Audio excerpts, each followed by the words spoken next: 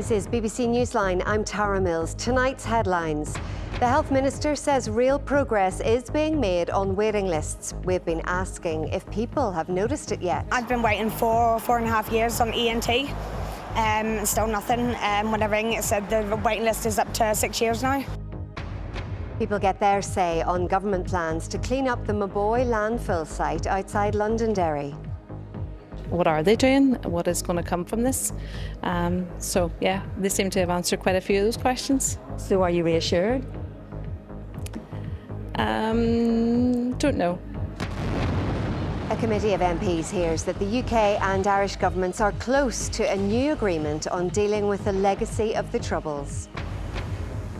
Stormont ministers are expected to unite in condemnation of recent racist attacks when they meet for the first time tomorrow after the summer break. I think there will be particular actions that each department will take away that we can focus on. That's certainly what I'm already doing within the Department for Communities and our responsibility for housing in particular, and there has been significant engagement with the police on that. A second day of searches in North County Dublin for a child who Gardaí believed to be dead. In sport, we hear from Rory McIlroy here at the Irish Open, and we'll bring you the latest from Luxembourg ahead of the start of the Northern Ireland football team's World Cup qualifying campaign. And some persistent rain today, followed by scattered showers, but an improving story is in the forecast. I'll have the details shortly.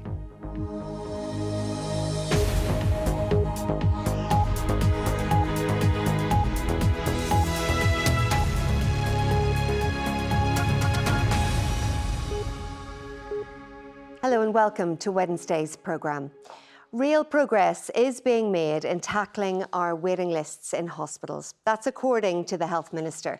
However, Mike Nesbitt says that an awful lot more progress is needed over the next 5 years. And he pointed out that the necessary Stormont funding has still not been ring-fenced.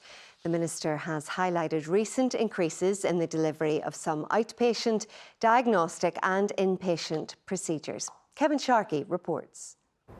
Waiting lists for appointments or treatment remain long and lengthy across all ages and communities.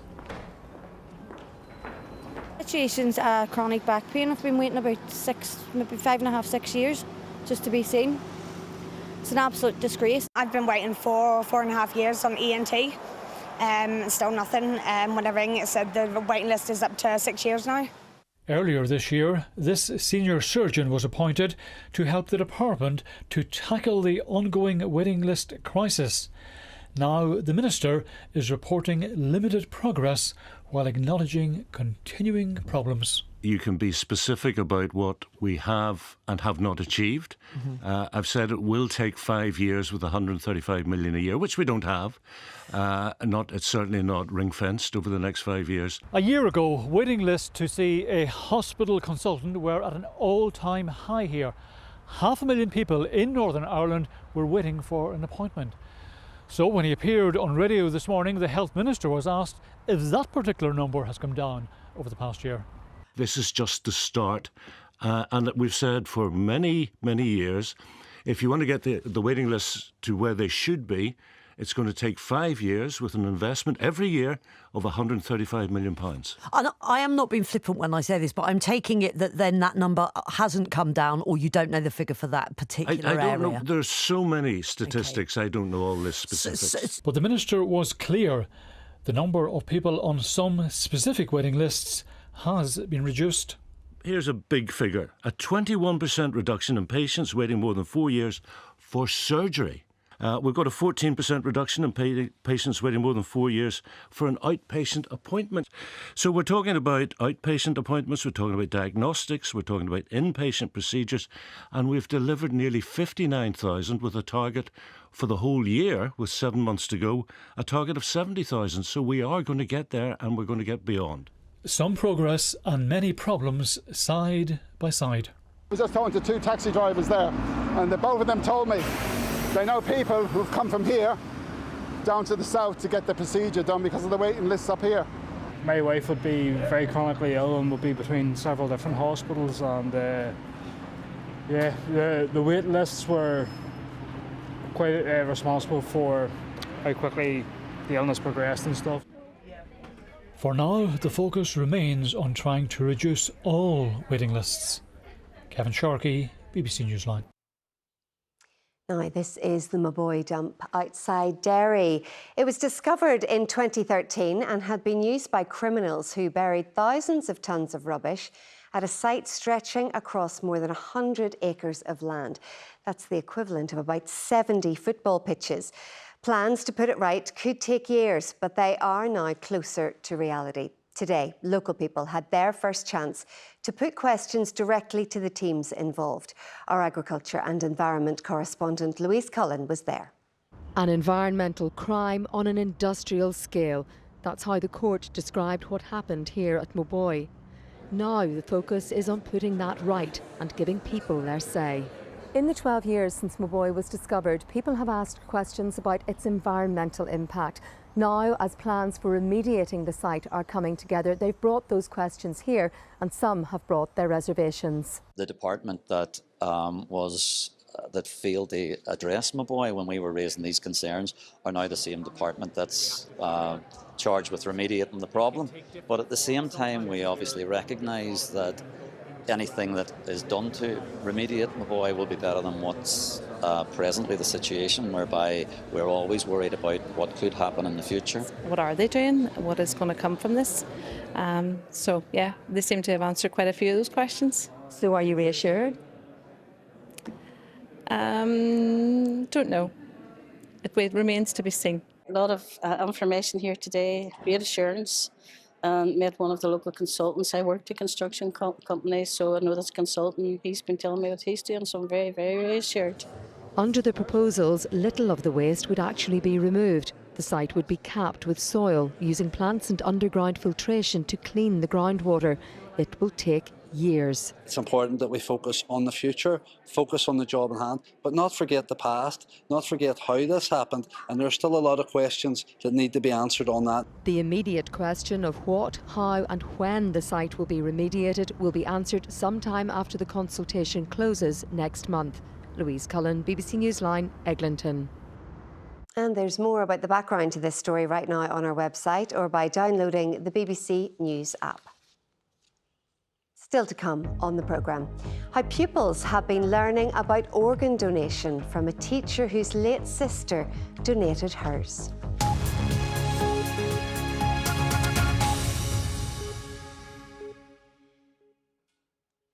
Now, the Secretary of State, Hilary Benn, says a new deal on the legacy of the Troubles is close. He's been in talks with the Irish government as he prepares legislation to replace the controversial Legacy Act. Our crime and justice correspondent, Julian O'Neill, is here. What was the overall thrust of what Hilary Benn had to say? Hilary Benn was appearing before MPs in the Northern Ireland Affairs Committee. He said progress towards a replacement Legacy Act is being made. While he didn't give any detail of when we might expect the deal, he said it's close. We also didn't get any indication around the timeframes for the movement of this new legislation. But this government is trying to do what the last government didn't, and that's build broad support for what is coming. This has involved discussions with the Irish government, who, remember, have lodged a European court case against the existing Legacy Act. Now, Mr Benn sees Dublin's support to his new approach as being a significant thing. It would, I think, enable the revised arrangements to command greater confidence in Northern Ireland if the Irish government is shown to move from its current position to one saying, well, we've talked to the British government and we are able to agree jointly on a way forward. I think that would be a very, very significant and beneficial step. And did he say anything about what the new legislation might contain? Well, we already know that it will involve substantial reform of the Legacy Commission under Sir Declan Morgan. It will get an oversight board, it will have the ability to hold some hearings in public, and there will be clearer rules around managing conflict of interest. Now, this relates to the fact that a number of Commission personnel are former police officers, including former members of the RUC. We also know that Troubles inquests will come back. They will be reintroduced, but it might be confined to a limited number of cases. Mr Benn also said that veterans required to testify at future inquests or some public hearings of the Commission would be able to do so remotely. They wouldn't have to attend in person in Northern Ireland. OK, Julian, thank you. Now, some of today's other stories, and the Justice Minister, Naomi Long, has apologised after a man convicted of murder was away from prison for almost 9 months. Police had been hunting for James Meehan since last December, when he failed to return to Magilligan prison after being on day release. He was found in the Republic last week. More than 2,100 motoring offences were detected by PSNI officers over the recent August bank holiday weekend. New police figures show that from the 23rd to the 25th of August, about 1,950 speeding offences were clocked across all 11 policing districts. Speeds of more than 100 miles an hour were detected on 7 occasions. £1 million worth of cannabis has been seized at an industrial estate in Antrim. Police searched the premises on the Steeple Road yesterday morning. No arrests have been made. The plants and equipment have been taken away for further examination.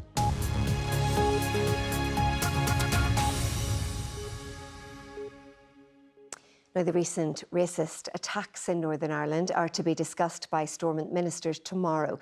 It'll be the first meeting of the executive after the summer break. It's expected the First and Deputy First Ministers will issue a joint statement afterwards. Let's get more now from our political editor, Enda McClafferty. Enda, what more do we know?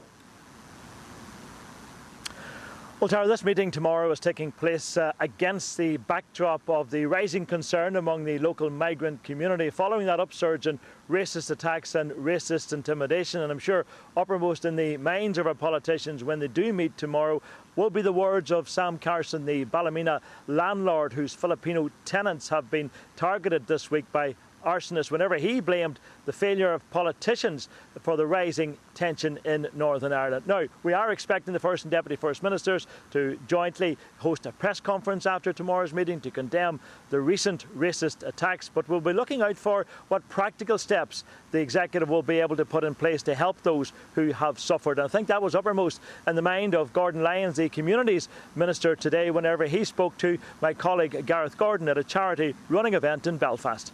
You absolutely will see that joint and unified statement, and I think there will be particular actions that each department will take away that we can focus on. That's certainly what I'm already doing within the Department for Communities and our responsibility for housing in particular, and there has been significant engagement with the police on that, and we'll be able to talk about that further in the future. The DUP have been accused, perhaps in certain cases, of maybe not stirring it up, but not maybe calming it down in the way they could. Well, that's just wrong.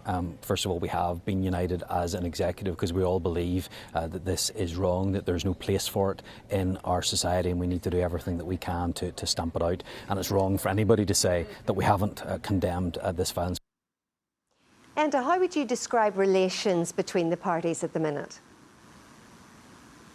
Well, I think it's true to say that relations between the parties before the summer break were quite fraught. You'll remember Michelle O'Neill calling for the resignation of Gordon Lyons over that Facebook post after the riots in Ballymena. And then we had Gordon Lyons joining that legal action against the Minister Liz Kimmins over the Irish language signs in Belfast Grand Central Station. And then Michelle O'Neill, in an interview with the Belfast Telegraph, questioned the speed with which the Deputy First Minister arrives at decisions. So all that, in a sense, is chipping away at the relationship. And while they will all be on the same page tomorrow, I think the real test will come in the weeks ahead when they have to deal with controversial decisions, not least Casement Park funding. And Enda, you've also been speaking to the Assembly Standards Commissioner who's leaving office, and you've been speaking to her about the challenges she says she faced. That's right, Dr. Melissa McCullough has been the go-to person for the past 5 years for all complaints against MLAs and ministers. It has, she said, been a very challenging job and also a job with much frustration because at times she felt that the powers that she had were not sufficient to be able to carry out the job properly. Well, earlier this week I went to speak to Melissa McCullough at her office in Parliament Buildings in Stormont for what was to be her last interview before leaving office. This is the woman who had the task of keeping MLAs in check. As Standards Commissioner, Dr. Melissa McCullough dealt with dozens of complaints against MLAs and ministers. But at times, she was left frustrated as she couldn't hold politicians to account for their actions outside Stormont, and that, she said, needs to change. I still think there are times that the Commissioner needs a way to find when they bring the assembly in, when there's occasions when the action complained of brings the assembly into disrepute, regardless of whether they were acting as a member or not. I do believe that should be inside the code so that the commissioner never feels like her hands are tied behind her back. Have there been incidents then over the course of the past 5 years where you felt that you in a sense couldn't do your job because the rules didn't allow it? A few times, I will say, yeah. I mean, I won't talk about them, but I know that the public have felt the same way. Dr McCullough also revealed how she was paid by the hour and operated without any office backup. That too, she said, needs to change if the new commissioner is to continue holding MLAs to account. It's an independent role, but it doesn't mean it should be isolated. It's an independent role, but that doesn't mean the commissioner doesn't need to bounce things off people. It's important when you're thinking about from the start, the submitting of a complaint to the final, writing it up. I mean, it's just me. Her successor, former PSNI Assistant Chief Constable Mark McEwen, is due to take off office next week. Yes, and Mark McEwen will begin his 5-year term after his appointment is rubber-stamped by MLAs on Monday. And thank you. Now, the search for a missing child who Gardaí believe to be dead is continuing for a second day in North County Dublin. It's emerged the boy, who would now be 7 years old, was known to the Republic's Child and Family Agency, TUSLA. Grania Connolly reports. This is the second full day of searches outside Donabate in North County Dublin. Gardaí are looking at an area of open land for the remains of a boy who hasn't been seen for at least 3 years. He would now be 7 years old, but officers say they suspect the child may be dead. Gardaí were alerted to the case on Friday by the Republic's Child and Family Agency, TUSLA. It's since emerged the agency previously had dealings with the child and his family, and that its engagement with them ceased in 2020. Political leaders in the Republic of Ireland say it's a complex situation. It is very, very distressing in terms of what has happened here. The Garda investigation is underway. I would caution against people rushing to conclusions and apportioning blame far too early. What is important now is that the Gardaí can bring this investigation to a conclusion as quickly as possible. It has shocked the nation, and it is tragic. It's deeply disturbing, and I'm very conscious that there's a very live, active Garda search underway, and I think we're all hoping and praying for progress on that in the time ahead. There will then be a broader conversation, as there should be, in terms of child safety, child protection. TUSLA is now conducting a review of its engagement with the family, and the Garda search is to continue for several days. Grania Connolly, BBC Newsline. Now, this is Claire Hunter. She was 32 when she died from a brain injury. As her family sat at her hospital bed, they faced tough questions about organ donation. And it was a conversation they'd not had as a family before. 5 years on, Claire's sister has helped devise new lessons for post-primary pupils as they try to turn their grief into hope and the possibility of the gift of life for others. Robbie Meredith has more. Claire McFall, here in the middle with her sisters Ciara and Joanne, died in hospital aged only 32. Her family decided to donate Claire's organs to help others, but her sister says it meant a conversation they hadn't had before. Organ donation is something that people generally don't talk about. They think about it as taboo, or there's a stigma attached to it. And we were in a position where we had to talk about it and make that decision, because none of us ever just said a quick 5-minute conversation to share our wishes. These are the organs that you can donate. Ciara, who's a teacher in Fort Hill Integrated College in Lisburn, has now been involved in creating new lessons for all post-primary pupils here about organ donation. Her own have found it an eye-opener. I found it pretty interesting that you could just save someone's life from just donating one of your organs. It's good to be informed about something at a young age, so you don't have to learn about it whenever you're older. Anything can happen at any time. Hopefully not, but it can, and it's just a very important conversation that needs to be heard.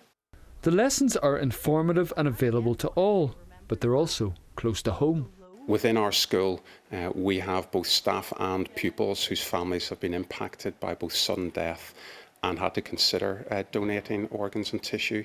and we want to be able to spread their story and their values outside of into a wider community as well. And they should have an impact beyond the classroom. The more people that are having the conversations, the more people that can benefit from organ donation, increasing and enhancing their quality of life and saving lives going forward. Yes, so we are hoping for an uptake. Ciara says Claire would approve. She genuinely would cross the street to help you. I think the fact that so many people now learn about organ donation will possibly make an informed choice to donate their organs. I like to think Claire has a little part in saving those lives. Quite a legacy. Robbie Meredith, BBC Newsline. Now, time for sport. Stephen's at the K Club in County Kildare, where the Irish Open Golf Tournament gets underway tomorrow. Well, this is a huge week for sport, both at home and abroad, as well as Rory McIlroy headlining here at Golf's Irish Open. The Northern Ireland football team is in Luxembourg for the start of their World Cup qualifying campaign, and I'll bring you the latest on that in just a moment. But first to Rory, who is the last Irish player to win this tournament back in 2016. McIlroy, who of course completed a career Grand Slam back in April by winning the Masters, played this morning in the rain after some decent practice yesterday in better conditions. Rory got a very special welcome at the Open at Royal Portrush 7 weeks ago and told me he's excited to play on home soil again so quickly.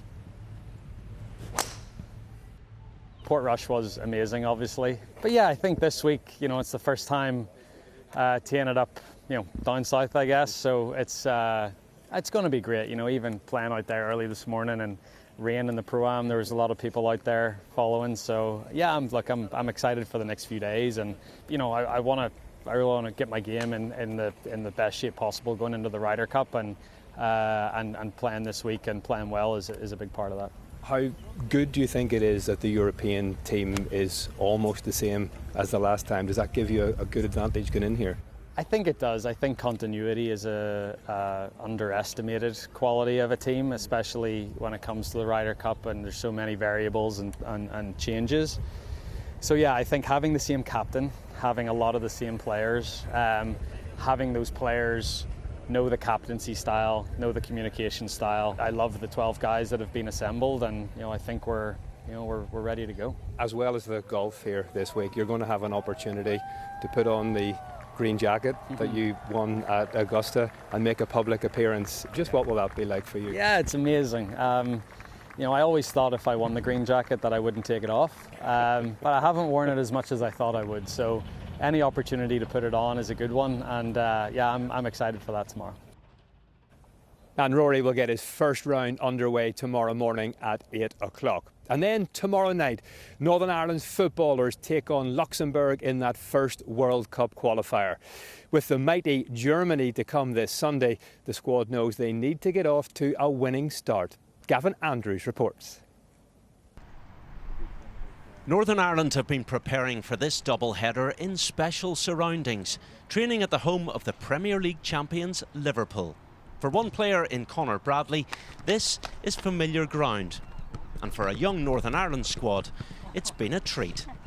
Unbelievable, obviously being a Liverpool fan myself, it was a bit surreal going in and seeing it all, but unbelievable facilities, and again, it's what we need to be able to get to work and put our stuff in place going into the games. They locked us away the first day when the ESAC stuff was going on, but yeah, again, it's unbelievable to be able to use those facilities and train, and it's class. Yeah.